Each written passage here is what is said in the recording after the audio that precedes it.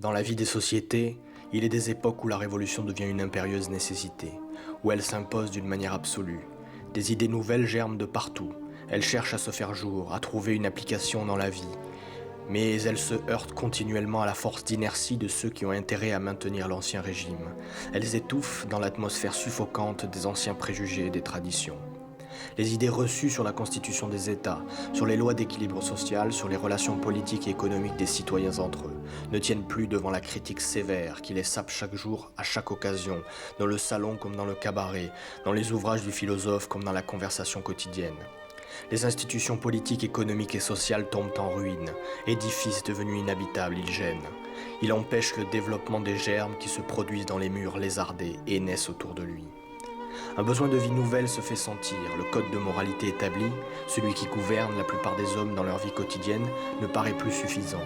On s'aperçoit que telle chose, considérée auparavant comme équitable, n'est qu'une criante injustice. La moralité d'hier est reconnue aujourd'hui comme étant d'une immoralité révoltante.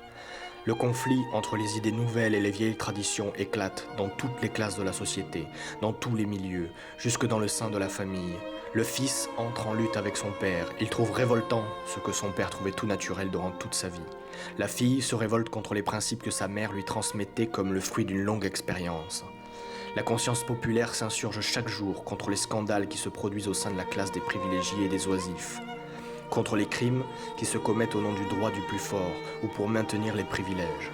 Ceux qui veulent le triomphe de la justice, ceux qui veulent mettre en pratique les idées nouvelles, sont bien forcés de reconnaître que la réalisation de leurs idées généreuses, humanitaires, régénératrices, ne peut avoir lieu dans la société telle qu'elle est constituée.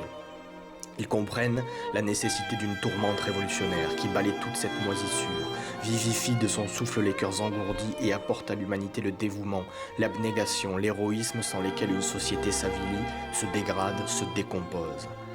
La machine gouvernementale chargée de maintenir l'ordre existant fonctionne encore, mais à chaque tour de ses rouages détraqués, elle se bute et s'arrête. Son fonctionnement devient de plus en plus difficile et le mécontentement excité par ses défauts va toujours croissant. Chaque jour fait surgir de nouvelles exigences, réformer ceci, réformer cela, crie-t-on de tous côtés. Guerre, finances, impôts, tribunaux, police, tout est à remanier, à réorganiser, à établir sur de nouvelles bases, disent les réformateurs. Et cependant, tous comprennent qu'il est impossible de refaire, de remanier quoi que ce soit, puisque tout se tient, tout serait à refaire à la fois, et comment refaire lorsque les sociétés sont divisées en deux camps ouvertement hostiles? Satisfaire les mécontents serait en créer de nouveaux. Incapables de se lancer dans la voie des réformes puisque ce serait s'engager dans la révolution.